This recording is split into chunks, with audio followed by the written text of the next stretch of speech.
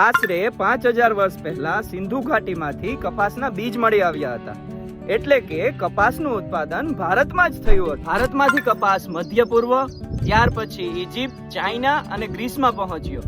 7મી સદીમાં અરબ વેપારીઓ કપાસને યુરોપમાં લઈ ગયા.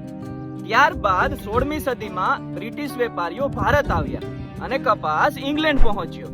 યુરોપમાં ઇન્ડસ્ટ્રીયલ રિવોલ્યુશન પછી કપાસની માંગ આસમાને પહોંચી. મશીનોથી મિલમાં કપડા બનવા લાગ્યા. ભારત વિશ્વનો સૌથી મોટો કપાસનો પુરવઠો પૂરો કરનાર દેશ બન્યો. આજે પણ ભારત વિશ્વના સૌથી મોટા કપાસ ઉત્પાદકોમાંથી એક છે. 2024માં લગભગ ભારતે 36 મિલિયન બેલ્સ જેટલું કપાસનું ઉત્પાદન કર્યું હતું, જેમાંથી ખાલી એકલું ગુજરાત જ 35% હિસ્સો આપે છે. એગ્રી જ્ઞાન સિરીઝના સૌથી પહેલા વિડીયોમાં તમારું સ્વાગત છે. આવા ને આવા વિડીયો જોવા માટે આ પેજને ફોલો કરો.